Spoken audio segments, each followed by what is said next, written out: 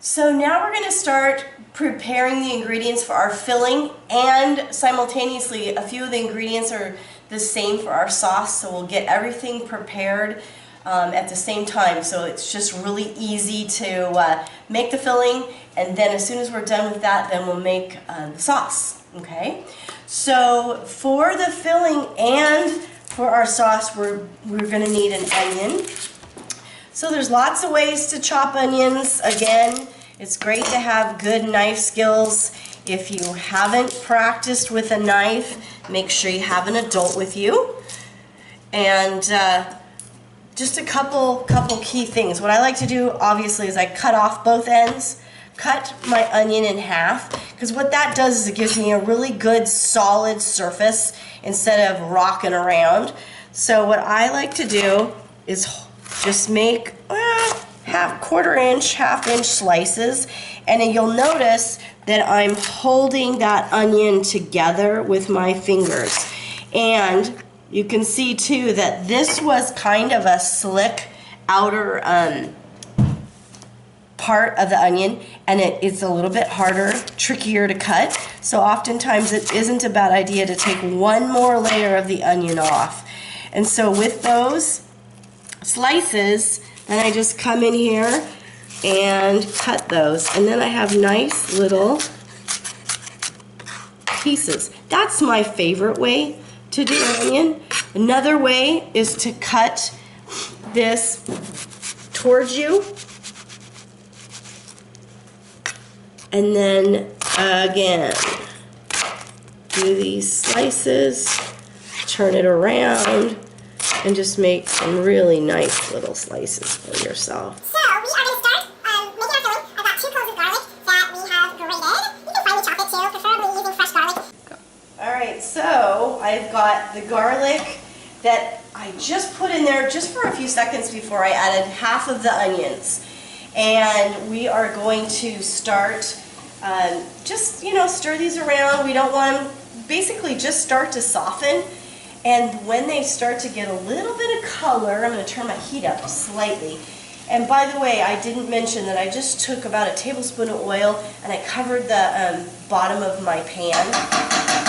So when we started to talk about this dish, I can't remember if I really mentioned that we're going to use cauliflower rice.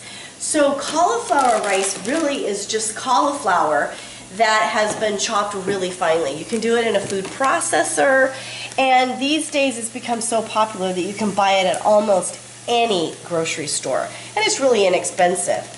So I've got my kitchen shears. I'm going to go ahead and open up my cauliflower rice so it's ready to pop in with these onions as soon as I start to see that they're starting to turn translucent. I don't want to overcook my cauliflower rice, but I also want to make sure that I've taken out most of the crunch, because we want it to imitate what cooked rice would be like in the filling. Okay? So this is a totally gluten-free dish. So if you're watching your carbs or you're gluten-free, this is a perfect dish for you. We're going to use about 1.5 cups of the cauliflower rice. I'm going to season this with salt and pepper now. Go. So we've got salt and pepper in there. We want to continue to season every layer as we go. And I just want to back up 1 minute. I started to talk about using my kitchen shears. You never want to use your kitchen knives. You want to keep them as sharp as possible. And if you're using them on plastic bags and different things, then you're going to prematurely have your knives dull. So it's really important to keep your kitchen shears around, because that's really their job, is to cut open packages, not your knives. Okay, so we're going to let that continue to cook down for a few minutes. We have got the onions translucent and the cauliflower rice has cooked down for a few minutes. It's pretty soft, but still has enough crunch in it. So at this point we're going to add about a teaspoon, and you can bring out your measuring spoons. I like to just kind of eyeball it. I'm going to sprinkle that over the ingredients here. Get this. And this is smoked paprika, so it's got a really unique flavor, and it's going to give us this mixture a nice color. So as soon as we've got that in, I'm going to transfer this to our mixing bowl so that it can cool just a little to, close to room temperature, so that we can add our eggs and our meat. We're going to do pork and beef. We'll mix that all up, and then while this is cooling, we're going to start making our sauce. Okay, so I've got about a tablespoon of olive oil in my saute pan, and I'm just reusing the one that we did for the onions and the cauliflower rice. There's no reason to do anything else. Save yourself a little time. I've got the other onion that I'm going to add to it, and I forgot to do another garlic. So I'm going to add another nice sized clove of garlic, and Stephanie's got this really handy dandy little tool.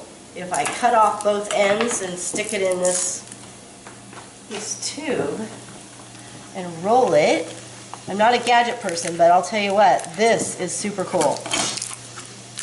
And just roll it, and this skin comes right off. It's kind of a big clove of garlic, and then just grind that right on there. And it's kind of cool because you don't get a great big bite of garlic because it's grated, and it's not so sharp that it's going to cut my fingers.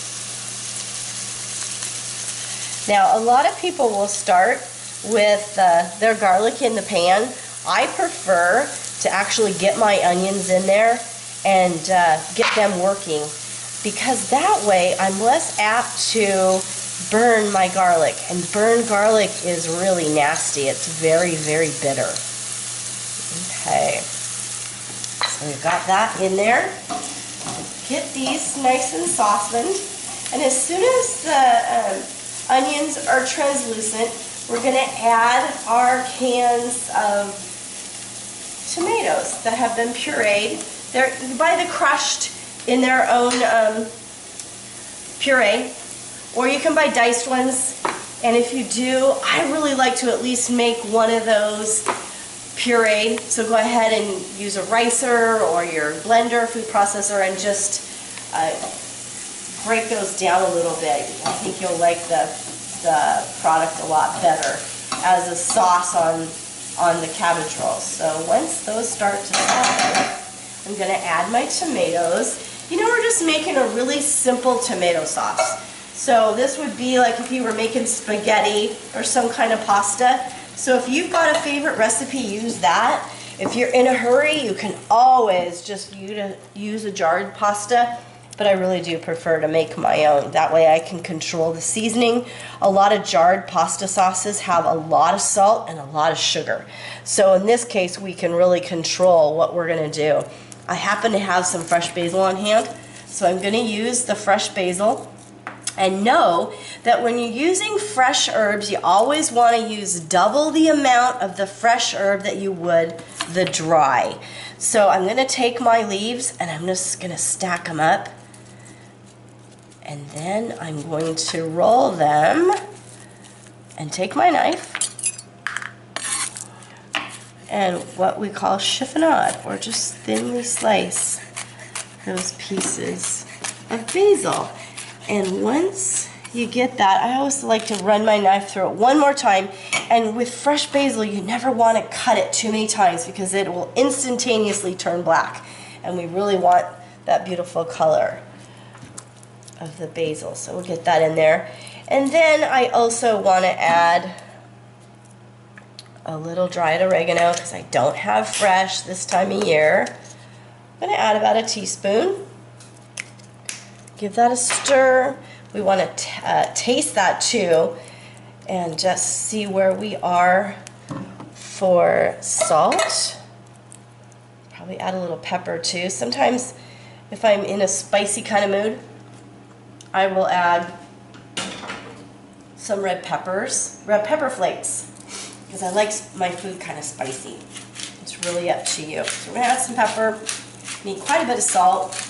Canned tomatoes tend to have a lot of salt, unless of course you buy the low sodium version. So, you know, it's really up to you on how salty you want something.